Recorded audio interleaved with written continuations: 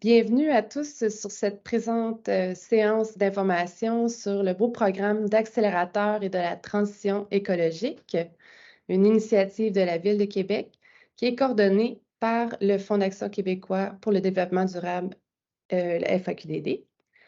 Donc, sans plus tarder, on va procéder à le fonctionnement.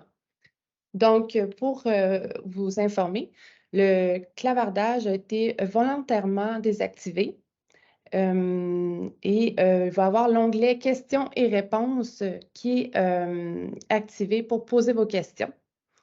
Il va y avoir ma collègue Gabrielle Aymon qui va être disponible pour répondre à vos questions.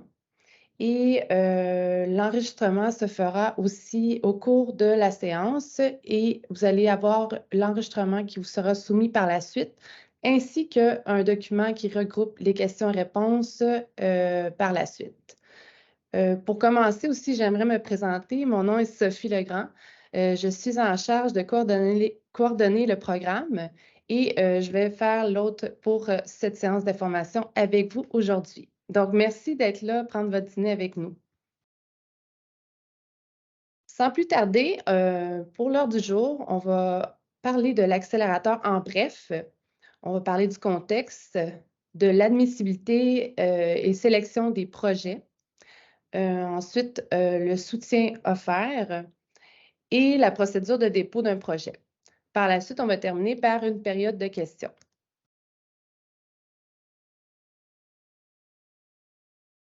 Donc, l'accélérateur de la transition écologique en bref, c'est quoi? Donc, c'est une enveloppe de près de 4 millions de dollars. On parle aussi des projets qui sont destinés à un territoire de la Ville de Québec, mais pour les projets qui sont plus spécifiques, destinés aux entreprises, c'est avec le Wendake, Ancienne-Lorette et Saint-Augustin-des-Maures. C'est un financement et un accompagnement pour favoriser la mobilisation et le passage à l'action des citoyens et des organisations et des entreprises. Ce programme est pour les enjeux liés à la transition écologique. On vient répondre à ceci. Ensuite, on dit qu'on a 2 appels de projet avec 2 dates de tombée. En fait, c'est le 4 décembre 2023 et le 31 mars 2024. Donc, qu'est-ce que le défi de la transition écologique, si on peut commencer par ceci? On parle de processus visant à faire évoluer les modes de vie, de consommation, de production et d'occupation du territoire de façon à rendre la société et son économie sobres en carbone, respectueuses de l'environnement naturel et bénéfiques pour les santé humaines. Cette transition axée sur la durabilité à long terme et le bien-être collectif vise à assurer un avenir favorable aux générations actuelles et futures. Donc, grâce à l'accélérateur de la transition écologique, la Ville a l'intention de rassembler des organisations, la population et l'administration municipale dans la mise sur pied et le déploiement d'actions à fort impact en matière de transition écologique. 3 objectifs poursuivis. On veut susciter l'émergence d'initiatives portées par des acteurs et des collectivités et les rendre plus visibles. On veut développer des collaborations et des synergies entre les acteurs de la collectivité, la Ville de Québec et des partenaires stratégiques. On veut soutenir des projets collectifs ayant un fort potentiel d'impact en matière de transition écologique. Donc, il y a des études qui sont réalisées et elles nous disent que les villes qui adoptent une approche collaborative avec des partenaires de la société civile et du secteur privé réalisent davantage d'actions climatiques. À travers ces différents plans liés à la transition écologique, la Ville de Québec reconnaît la nécessité d'un engagement collectif et se base sur une vision collaborative dans le déploiement des actions pour la transition qui favorise l'atteinte des nombreux objectifs en matière de développement durable. Ces nombreux objectifs en cours découlent des plans, des stratégies et visions de la Ville de Québec dont quelques-uns sont illustrés sur cette diapositive.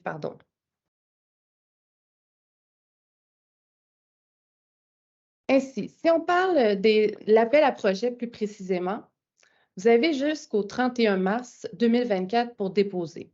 On rappelle qu'il y a 2 dates de tombée pour le comité de sélection, donc le 4 décembre 2023 et le 31 mars 2024.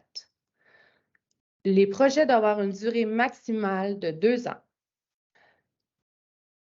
On va parler de 50 000 à 250 000 par projet et jusqu'à 80 des dépenses admissibles. Pardon, je dois avoir un petit peu me rattraper. Donc, on parle, c'est pour qui? Les organismes qui sont admissibles, on parle des organismes à but non lucratif, on parle de coopératives et les établissements d'enseignement. Les projets admissibles, bon, elles doivent être réalisées et s'adresser à des publics sur le territoire de la Ville de Québec.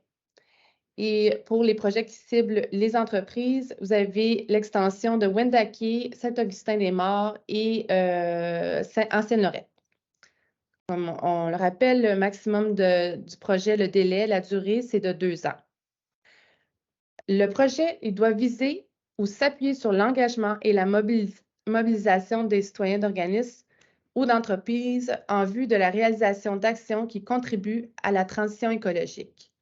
Le projet doit dépasser l'action individuelle et proposer une mobilisation collective. Exemple, s'inscrire dans une dynamique collaborative et de concertation, intervenir sur le vivre ensemble, s'appuyer sur l'implication du groupe de citoyens, d'organismes ou d'entreprises, viser l'évolution des pratiques collectives, etc. Le projet doit aller au-delà de la sensibilisation et la diffusion de la connaissance. Les activités de cette nature sont admissibles, mais le projet doit également et prioritairement intégrer la réalisation d'actions qui ont des retombées environnementales directes, comme la réduction des gaz à effet de serre, le transfert modal, le verdissement, etc. De plus, il doit s'inscrire dans au moins une des thématiques visées.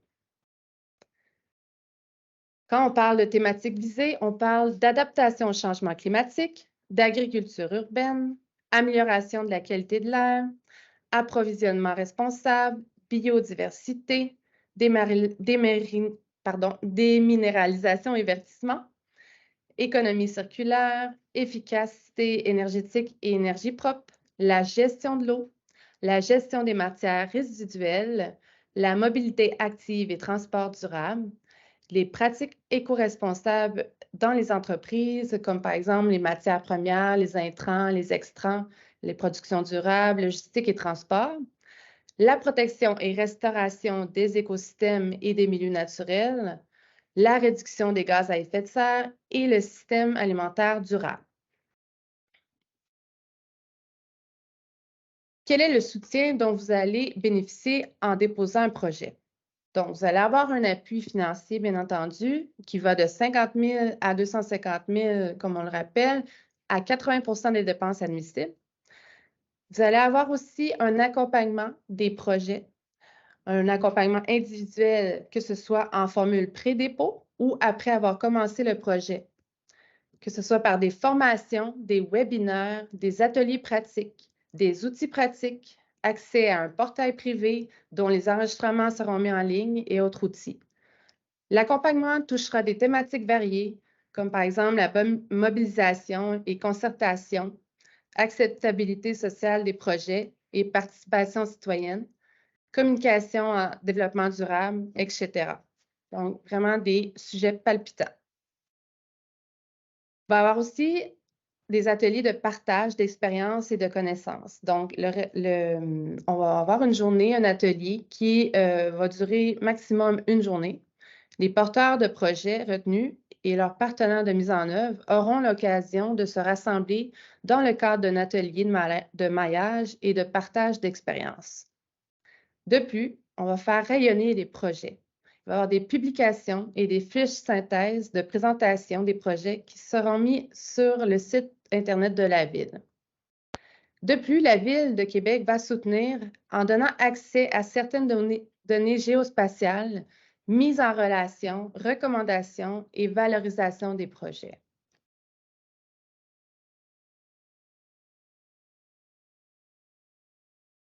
Donc, on parle de modalité de l'aide financière. Plus précisément, on le répète, 50 000 et à 250 000 par projet. On ne dit pas assez. Jusqu'à 80 des dépenses admissibles.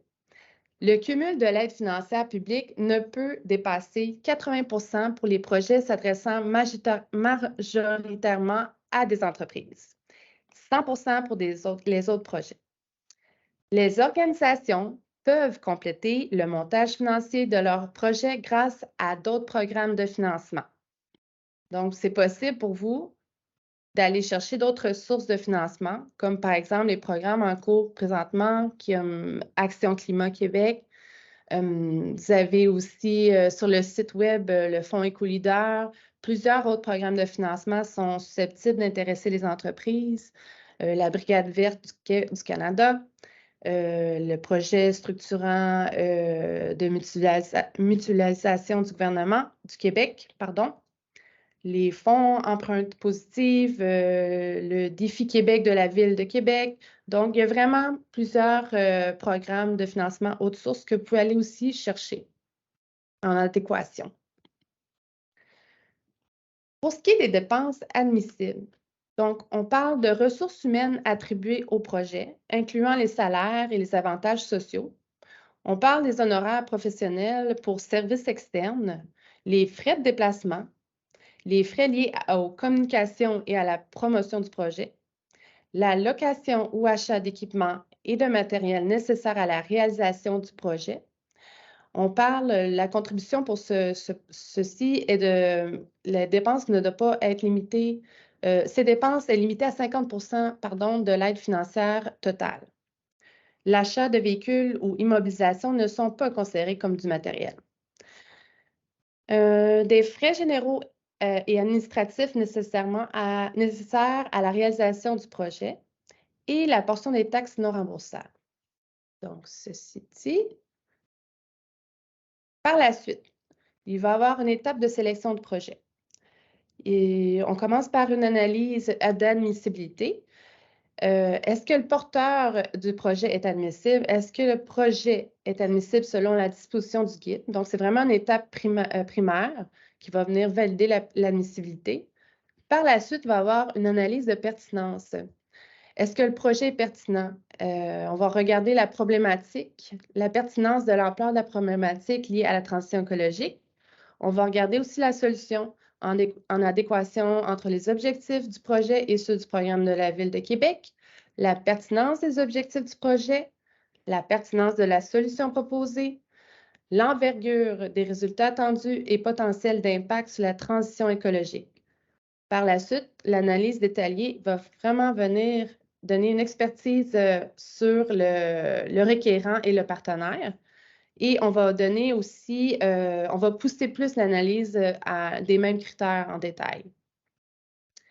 Les projets qui auront traversé le processus d'analyse seront présentés au comité de sélection composé de représentants de la Ville de Québec et des représentants ayant des expertises et expériences sur les thématiques visées et du territoire. Le comité considérera également la complémentarité et la synergie des projets avec des initiatives et objectifs en cours ou planifiés dans le territoire visé.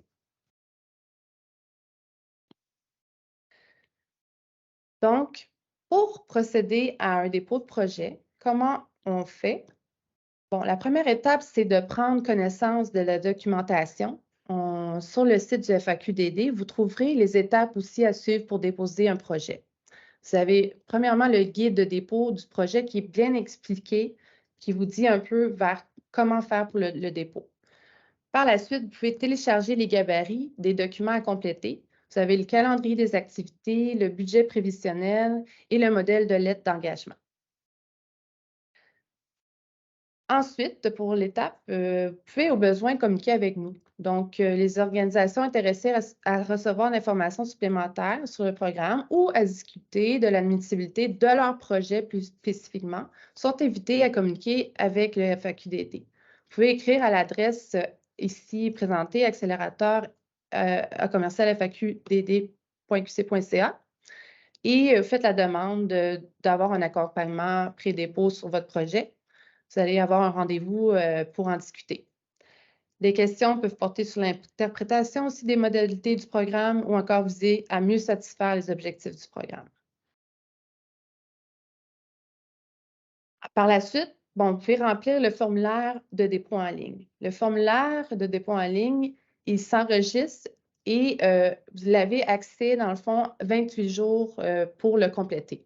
Donc, quand vous le commencez, vous avez vraiment 28 jours, mais il faut tenir compte qu'il y a des champs obligatoires pour passer d'une fenêtre à une autre. Donc, il faut aussi s'assurer d'avoir toutes les pièces justificatives en main avant le dépôt de projet.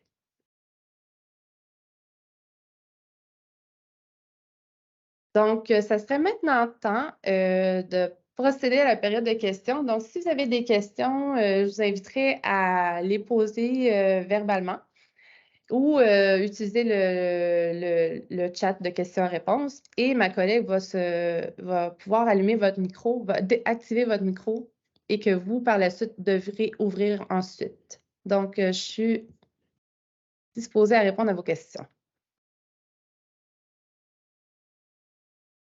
Bonjour, Jeanne. Micro moi-même. Bonjour, j'aurais juste besoin de bien comprendre le lien entre la Ville de Québec, l'accélérateur, FAQDD, juste pour, si j'ai à en parler aux partenaires pour bien comprendre le lien entre ces différentes instances-là. Oui, tout à fait. J'ai été un petit peu vite au début, là, dans le fond. C'est vraiment une initiative de la Ville de Québec. Puis nous, le FAQDD, on va gérer le programme. C'est vraiment les subventions proviennent de la Ville et l'accélérateur et le programme qui a été fait, qui a été travaillé par la Ville de Québec et dont nous, on gère la coordination. Est-ce que ça répond à votre question? Oui, c'est beaucoup plus clair comme ça. Merci beaucoup. Ça fait plaisir. Bonjour, merci pour la présentation. J'ai pris le devant, je voyais que j'étais le prochain en liste. Ma question est plutôt simple. En fait, je me demandais si un même organisme pouvait déposer plus d'un projet pour l'échéance du 4 décembre. Puis est-ce que ces projets-là, à ce moment-là, vont, par exemple, rentrer en concurrence les uns contre les autres? En fait, une même organisation peut déposer un projet par date de tombée. Donc, il y a 2 dates de tombée. Vous avez la possibilité d'en déposer 2. Par contre, il faut vraiment venir démontrer la capacité à bien mener les 2 projets-là. Excellent, mais je vous remercie beaucoup. Ça fait plaisir.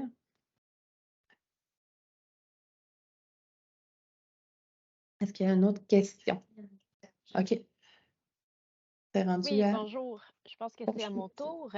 J'avais 2 questions, en fait. Je voulais savoir si les questions du formulaire de dépôt étaient disponibles à quelque part, justement, pour qu'on puisse se préparer, étant donné qu'il y a des questions obligatoires pour progresser dans le formulaire. Oui, en fait, on a fait un peu... En fait, c'est prévu justement d'avoir juste le formulaire en ligne. C'est une question de logistique mécanique aussi de réception des informations à l'interne au FAQDD. Par contre, le guide du demandeur vient vraiment sectionner toutes les questions qui sont posées dans notre formulaire. Donc, avec le guide, vous avez l'information pour compléter le tout, là. Parfait. Puis, juste pour être certaine, dans le fond, les immobilisations comme bâtiments, c'est pas dans les dépenses admissibles. Exact. Merci.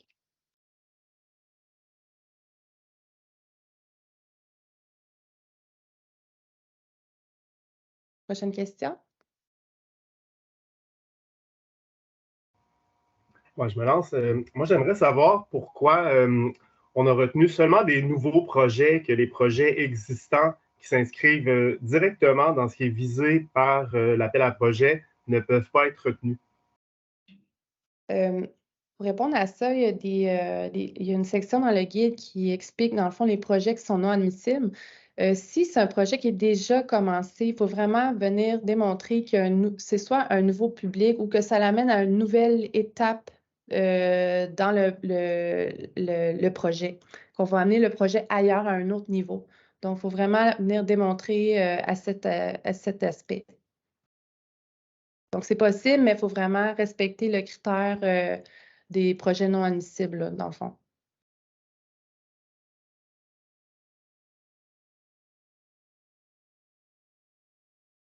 Autre question?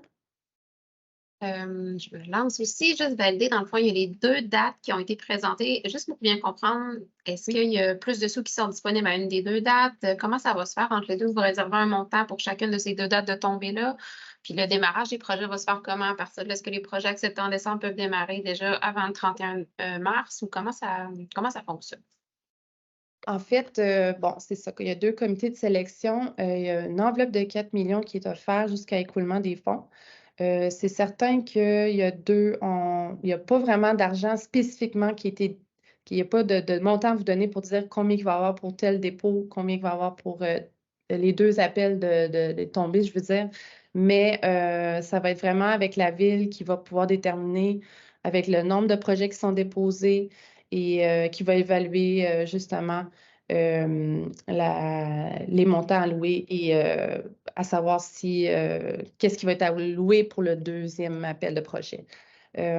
Aussi, votre autre question est savoir quand est-ce que les projets peuvent commencer. C'est suite à les projets vont être ils vont avoir une lettre qui va les confirmer qu'on les conventionne et qu'ils sont acceptés, que c'est à ce moment-là qu'on va pouvoir commencer le projet. Donc, c'est vraiment quand ça va être l'annonce officielle, ça va tout se faire en même temps par la suite après le comité de sélection. Seulement les projets sélectionnés vont être diffusés. Je ne sais pas si ça répond à votre question. Oui, merci beaucoup. Parfait. Autre question? J'avais une question, je ne sais pas si c'est mon tour, peut-être que j'ai devancé quelqu'un. Je me demandais si l'implication citoyenne, ça doit être une retombée du projet ou ça doit se faire en amont dans l'idéation du projet. La retombée citoyenne, vous dites? L'implication citoyenne. Si ça doit être dans l'idéation du projet ou si ça doit être une retombée du projet. Ça doit être dans les activités du projet. Donc, dans l'idéation initiale, si c'est un nouveau projet, on doit impliquer les citoyens dans l'élaboration du projet à mettre en place, si je comprends bien. Oui. Allô, je vais juste me permettre de répondre à la question. Est-ce que vous m'entendez bien? Oui. Oui, en fait, la mobilisation citoyenne doit se faire via les activités du projet. Donc, ce n'est pas nécessaire de les impliquer via l'idéation. Donc, vous n'avez pas besoin, avant de déposer votre projet, d'impliquer les citoyens dans la création du projet, mais par les activités que vous visez dans le type de projet que vous réalisez, il faut que ça suscite de la mobilisation citoyenne ou de la mobilisation des organisations. Donc, je ne sais pas si ça éclaire un peu le type de projet qu'on peut financer. Là. Oui, merci. Moi, j'avais une question. Allô? Oui, allô? Oui, j'avais une question. Donc, cette question-là, cette réponse-là m'éclaire là, un peu plus. Est-ce que, là, nous, on pense à pérenniser mettons, le projet, dans la mesure où on veut que ce soit des actions là, à long terme. Admettons le fait que notre projet est accepté. Est-ce qu'il y a dans le futur des budgets qui sont réservés pour pérenniser des projets qui sont dont l'élaboration va plus à long terme là, pour avoir un impact significatif là, sur les changements climatiques? Je ne sais pas si vous voyez ce que je veux dire. Je ne sais pas trop. OK. En fait, je vais vous revenir. Je note la question, puis je vais vous revenir avec une réponse dans le formulaire là, qui va vous être transmis. Ça va OK. pouvoir être plus précis par rapport à ce que vous demandez pour la pérennisation. Merci. Oui, OK. bonjour. Est-ce que je peux poser ma question? Oui, Oui. Alors, moi, j'en ai 3 petites. D'abord, vous avez parlé des pièces justificatives qui seraient fournies avec le formulaire. oui, Alors, est-ce qu'on parle bien du calendrier, du budget, puis des lettres d'engagement qui sont téléchargeables sur votre site? On parle bien de ces 3 documents-là? exact. Donc, aussi, tout autre document qui est susceptible d'alimenter votre programme, là, de votre projet, là, de donner de l'information, ça aussi, vous pouvez le transmettre lors du dépôt. Donc, dans le OK. formulaire, à la fin, vous allez pouvoir télécharger tous les documents nécessaires à la OK. compréhension de votre projet. Mais oui, on a des Super. gabarits en ligne présentement. Super. Et puis, supposons qu'on dépose le 4 décembre, on peut espérer une réponse à partir de quelle date? Donc, c'est sûr que c'est dur de s'avancer sur une date précisément de réponse, là, mais on parle que c'est sûr qu'il y a un comité de sélection, donc on doit premièrement analyser aussi les projets. Par la suite, le comité doit se tenir et donner après ça les projets sélectionnés. Donc, on n'a pas vraiment de date précise, mais on va faire le plus rapidement que possible pour que vous ayez la chance de pouvoir partir votre projet le plus tôt possible aussi. Donc, je n'ai pas vraiment de date précisément à vous donner ou de temps. OK. Même pas entre telle date et telle date. Est-ce qu'on peut espérer une réponse en janvier ou si ça va dépasser le mois de janvier? Ça va sûrement dépasser le mois de janvier, oui. OK. Merci. Et dernière question, concernant le montage financier. Vous avez parlé d'un 50 d'un 80 Je voulais juste savoir, supposons qu'on demande 100 000. Est-ce que je dois fournir, supposons que le projet coûte 100 000 au total, est-ce que je suis en droit de vous demander 80 de ce 100 000-là, c'est-à-dire Oui, 80 000, c'est bien ça que je comprends? Et est-ce oui. que les contributions peuvent être juste en nature et non pas financières par rapport aux organismes qui nous aident, là, Ça, contributeurs? juste en nature ou financière. Oui, ben en fait, Oui. les contributions, est-ce qu'elles peuvent être seulement en nature, c'est-à-dire ressources humaines, ce dont vous nous avez Oui. parlé tout à l'heure? Oui. Ben, je vais juste vérifier, puis je vous reviens tout de suite là. Avec ça, ma collègue est là-dessus. OK, merci. Merci.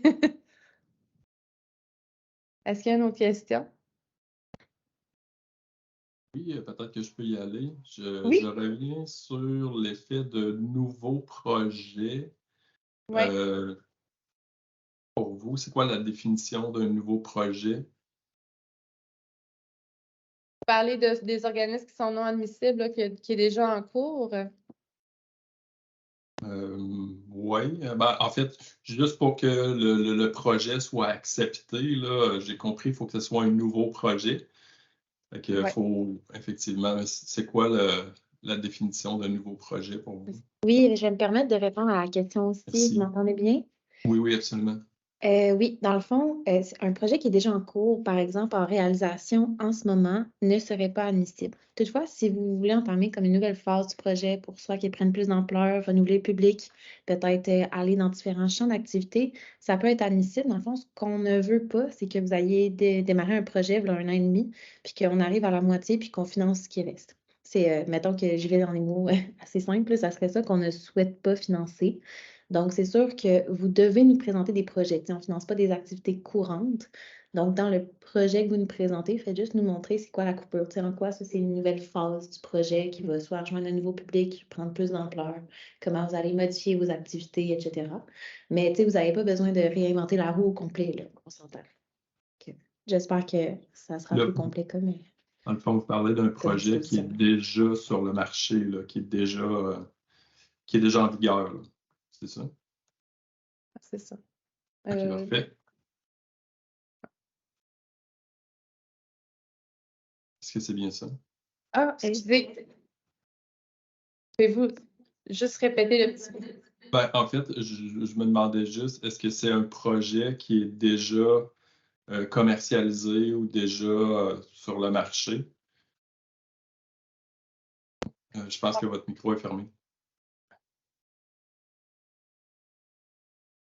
Sophie, veux-tu faire? Oui.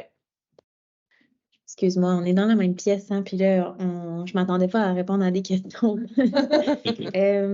Pour un projet, de un, on peut se parler spécifiquement de votre projet, là. C'est sûr qu'un projet, quand on parle de commercialiser, nous, c'est des initiatives de mobilisation citoyenne et de transition pour la transition écologique, là. Donc, je pense que ça serait mieux de répondre à votre question précisément, peut-être de prendre rendez-vous avec Sophie ou avec notre équipe pour qu'on parle de votre projet. Mais c'est sûr que si c'est déjà en cours puis qu'il n'y a pas comme de nouvelles phases, puis qu'on parle de commercialisation, ça risque d'être non admissible.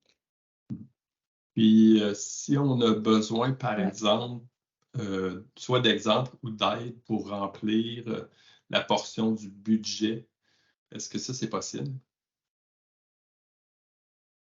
Oui, dans le fond, justement, Le fichier budget, là. Oui, est-ce que vous m'entendez? Oui. OK.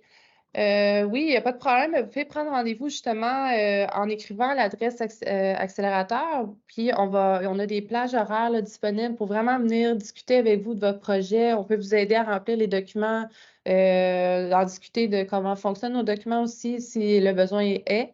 Donc, vraiment, une aide plus individuelle là, par rapport à des projets plus spécifiques et vos besoins. Super, merci. Ça fait plaisir. On aurait d'autres questions? Oui, moi j'avais une question concernant la complémentarité avec Action Climat, dans le sens que de notre côté, on avait déjà l'intention de déposer pour le 1er décembre à Action Climat. Est-ce qu'on peut tout simplement déposer le même projet de votre côté puis penser avoir 2 fois plus de chances d'obtenir le financement parce que dans le fond, on cogne à 2 portes? Oui, bien en fait, c'est l'initiative de l'accélérateur vous permet d'aller chercher d'autres financements. Donc, si vous répondez au programme de l'accélérateur, les critères de sélection et tout ça, et en plus, vous répondez à ceux de l'Action Climat, vous pouvez faire la demande dans les 2 cas, là. Parfait. Et puis, juste pour savoir, par rapport au nouveau projet avec Agritum, on fait des projets de formation depuis vraiment longtemps. Ça fait plusieurs, depuis la pandémie, on a l'intention de de développer un volet en ligne. Est-ce que ça pourrait être perçu comme un nouveau projet, dans le fond, parce que ça demande une nouvelle infrastructure? Bien, en fait, pour répondre à votre question, il faudrait vraiment prendre un rendez-vous ensemble, puis on va vraiment évaluer là, tout l'ensemble de votre projet, puis on pourrait plus spécifiquement vous répondre si c'est un nouveau ou c'est un projet déjà existant. Parce que si ça rentre dans les organismes admissibles finalement, dans le projet admissible, pardon. OK, merci. Ça fait plaisir. Rebonjour. Petite question Oui. un peu technique. Oui. Je me demandais en fait si les projets qui sont soutenus par l'accélérateur de la transition écologique peuvent également être soutenus par l'enveloppe de déminéralisation et de verdissement de la Ville de Québec, ou si, pour les projets de verdissement là, et de déminéralisation, ou si ils rentraient en contradiction. Par exemple, un projet soutenu par l'accélérateur pourrait là, ne pas être admissible à cette enveloppe-là. Je me demandais si c'était le cas. Justement, il va falloir que je vous revienne sur ceci. Donc, c'est sûr qu'il va falloir regarder si il y a des subventions qui sont admissibles. Comme je vous dis, c'est vraiment ouvert, tout dépendamment des critères aussi de l'autre subvention. Donc, c'est vraiment, si vous cadrez avec les subventions demandées et celles de l'accélérateur, c'est possible. OK. Parce que dans le fond, il arrive que certaines enveloppes de la Ville de Québec, lorsqu'on en reçoit une, on ne peut pas recevoir l'autre. Cette enveloppe-là dont je discutais, c'est vraiment une enveloppe de mise en œuvre de projets de déminéralisation et de verdissement. Donc, je me demandais si on est soutenu par ce fonds-là pour le volet mobilisation, est-ce qu'on peut bonifier les projets qu'on présente en allant chercher cette seconde enveloppe? Donc, si vous avez la réponse plus tard, je serais ravi de la recevoir. Sinon, je peux aussi demander à la Ville de Québec, là, à votre préférence. Il n'y a pas de problème. Oui, je vais vous revenir avec ça. Merci. Oui, bonjour. Ma question est en lien un peu avec la pérennisation. Dans le fond, si le déploiement puis le fonctionnement d'un projet est entièrement dépendant du financement de l'accélérateur, donc qui est voué là, à peut-être pas perdurer au-delà de 2 ans, est-ce qu'il est exclu d'emblée là, du financement? Bien, c'est sûr que nous, on a des critères de sélection qui, justement, qui a aussi des points spécifiques à la pérennité des projets. Donc, c'est sûr que c'est un système de codification, de numérisation, je veux dire, en termes de points. Si vous avez un projet qui est plus susceptible à être pérennisé, ben, vous allez avoir la totalité des points dans cette catégorie-là. Donc, c'est sûr, c'est vraiment une question d'analyse sous une grille de pondérée, excusez, ce que je voulais dire. Non, ça ne va pas nécessairement nuire. Ce n'est pas un critère qui va empêcher un projet, mais qui, au-delà, oui, il faut le considérer là, dans la comptabilisation des critères. Très bien, je vous remercie. Bonjour, je reviens avec une question qui peut sembler un peu plus sur la sémantique ou les fleurs du tapis, mais qui me semble quand même importante. Dans ma compréhension, là, les visées sociales semblent quand même assez importantes dans l'appel de projet que vous faites. Puis je veux juste comprendre qu'est-ce qui fait que ça a été choisi au niveau du vocabulaire de choisir transition écologique plutôt que transition socio-écologique. Je ne sais pas si ça peut des fois donner le ton au type de projet que vous souhaitez recevoir via cet appel-là ou c'est ça. J'aimerais juste vous entendre un petit peu sur ce choix-là de transition écologique plutôt que transition socio-écologique. Oui. Bonjour. En fait, pourquoi c'est une transition écologique qu'on parle, c'est que le projet doit avoir des impacts environnementaux. Oui, c'est par un moyen social, mais le potentiel d'impact du projet qui est évalué est notamment au niveau vraiment des impacts environnementaux potentiels du projet.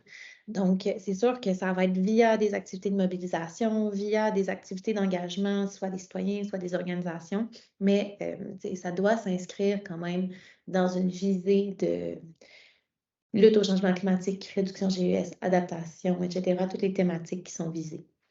Je ne sais pas si ça répondait bien à la question. Ça répond très bien. Merci beaucoup.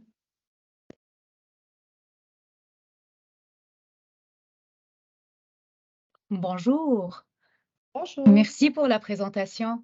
En fait, ma question est que, donc, supposons qu'un projet qui s'adresse à un public de la ville de Québec et qui intègre plusieurs collaborateurs, donc c'est plusieurs porteurs de ce projet-là. Est-ce qu'il y a une exigence que tous les partenaires porteurs de projets soient situés dans la ville de Québec ou il y a un minimum de collaborateurs qui doivent être la ville de Québec? En fait, il faut vraiment évaluer, il faut que toutes les activités du programme soient réalisées à l'intérieur et que la cible des personnes touchées par le projet soit vraiment à l'intérieur de la ville de Québec. Donc, si vous avez des partenaires en dehors de la ville, mais que toutes les activités, tous les séances d'information, tout ce qui se retrouve au niveau de la mobilisation est touché dans la zone et sont vraiment centralisés dans la ville de Québec, ça pourrait fonctionner. Super, bah, merci, ça m'éclaire vraiment. Merci, bonne journée. Si je peux Est-ce que vous m'entendez? Oui. Oui, là, je ne suis pas capable d'activer ma caméra. Ah, c'est Hélène. Oui! Là, tu devrais être en mesure de l'allumer. OK, ben bonjour tout le monde. Je suis désolée, j'étais pas là au début. J'ai eu de la difficulté à me connecter. Je me présente, donc Hélène Harvey, je suis conseillère en environnement à la Ville de Québec et c'est moi qui est responsable du projet d'accélérateur au sein de la Ville. Fait que tout d'abord, merci à tout le monde d'être là. Je suis contente de voir votre intérêt pour le programme. Si je peux me permettre, merci là, à mes deux associés, collègues du FAQDD pour les réponses. Je peux peut-être venir vous apporter quelques compléments de réponse là, pour certaines questions qui ont été posées. Juste d'abord, pour la question qui vient d'être posée par rapport aux partenaires, la réponse de Sophie est très bonne. Je voudrais juste spécifier que pour les projets qui ciblent majoritairement les entreprises ou le milieu du développement économique, les territoires de l'agglomération de Québec et de Wendake sont également admissibles. Donc, et pour les autres projets, là, c'est vraiment effectivement le territoire de la Ville de Québec. Donc, ça, c'était juste une petite nuance que je voulais apporter. Qu'est-ce que j'ai vu d'autre comme question? Il y avait la date à laquelle on pense être en mesure de vous fournir une réponse. Effectivement, comme disait Sophie, là, au mois de janvier, là, ça ne sera malheureusement pas possible. On vise vers le mois de février, mars au plus tard. Donc, on va faire évidemment notre possible là, pour vous revenir le plus rapidement possible avec des réponses. Autre question qui a été posée par rapport au fonds disponible pour la deuxième date de tombée. Comme le disait Sophie encore une fois, là, il n'y a pas de montant prédéterminé pour un premier appel à projet, deuxième appel de projet. Par contre, on va s'assurer évidemment qu'il y ait des fonds qui demeurent disponibles pour deuxième date de tombée. On va s'assurer que des fonds demeurent disponibles pour la deuxième date de tombée. Là. Donc, pour ceux qui ont des projets et qui viendraient déposer des projets à cette deuxième date de tombée-là, n'ayez pas crainte, il y aura des fonds encore disponibles. Pour la question sur le verdissement, je ne me rappelle plus du nom de la personne qui a posé la question. C'est sûr que ce qu'on cherche à faire avec l'accélérateur, c'est venir se placer en complémentarité des programmes déjà existants à la Ville. Par contre, là, quand on rentre dans des projets là, plus spécifiques, là, oui, je vous inviterais soit à contacter ma collègue là, Patricia Collerette, avec qui vous êtes probablement déjà en contact si vous travaillez dans ce domaine-là, ou les gens du FAQDD. Est-ce que j'ai manqué une autre question? Je pense que c'est les petites spécifications que je voulais donner. Là. Je vous laisse la parole, puis merci encore d'être là. Merci, Hélène. Bonjour, excusez-moi, est-ce que je peux vous poser une dernière petite question? Oui, allez-y. Oui, merci pour cette très claire présentation et merci aussi à Hélène pour la clarification. Moi, je voudrais juste demander, j'ai un projet qui travaille sur l'économie circulaire et comment améliorer la gestion du plastique. En fait, on fasse le recyclage du plastique ici à Montréal. Et j'ai checké des opportunités ici aussi au Québec et je me demandais, est-ce que pour vous, c'est possible de travailler avec une équipe qui passe partie du temps à Montréal et partie au Québec, ou vous voulez quelqu'un qui s'est basé 100% au Québec pour débuter les projets? Parler des partenaires du projet? Non, je pense que ces projets qu'on fasse ici à Montréal pour être utilisés, pardon, le français est ma troisième langue, mais pour être utilisés au Québec pour améliorer comment vous gérez votre déchet du plastique. Et mais on a déjà un projet en cours à Montréal. Alors, je voudrais savoir, par exemple, moi, je peux faire de back and forth entre Montréal et le Québec, mais je voudrais savoir si pour vous, vous voulez quelqu'un qui est 100% basé au Québec. Dans la clientèle admissible, en fait, dans les modalités de la clientèle non admissible, il y a être requérant ayant des montants en souffrance avec la Ville de Québec. Toutefois, on s'entend, les projets doivent se dérouler sur la Ville. Il n'y a pas de modalité spécifique sur les demandeurs qui doivent être sur le territoire de la Ville. Ça serait quand même à évaluer. C'est sûr que ça peut jouer dans les critères de, justement, pertinence, implantation sur le territoire, partenariat, etc. Mais a priori, dans le guide, il semble avoir rien qui est-ce que Hélène, tu avais quelque chose à rajouter? Oui. Ben, en fait, oui, je voulais juste spécifier, effectivement, les règles concernant le territoire admissible, ça concerne les activités puis le projet comme tel. Donc, si comme porteur de projet, vous êtes à l'extérieur du territoire admissible, c'est correct. Par contre, c'est sûr qu'on va regarder aussi c'est qui vos partenaires. Est-ce que votre projet est ancré dans le milieu? Est-ce que vous avez des partenaires ou des organisations qui sont sur le territoire, qui soutiennent votre projet puis qui vont travailler avec vous sur ce projet-là? Si ce n'est pas le cas, là, ça risque d'être plus difficile là, de voir la solidité du projet. Mais votre emplacement, là, ça ne fait pas partie des critères. Merci beaucoup. Je me permets, je sais que ça a été demandé tout à l'heure, puis je pense que je l'ai loupé, là. Ça a été nommé au niveau de l'immobilisation comme pour les bâtiments. Je crois que ça a été mentionné que ce n'est pas admissible pour soit location, achat, bâtiment, puis transport avait été nommé aussi, là, autant location que achat, par exemple, de camions. Est-ce que c'est possible de juste confirmer cette information-là, s'il vous plaît? Les immobilisations ne sont pas admissibles à l'accélérateur. Donc, quand on parle de bâtiments, de véhicules motorisés, etc., toutes les immobilisations liées au projet ne sont pas admissibles, malheureusement. Il y a toutefois des frais de matériel qui peuvent être inclus dans le projet, mais on ne parle pas de bâtiments permanents, on ne parle pas de véhicules motorisés, etc. Il semble qu'il n'y a pas d'autres questions. Parfait.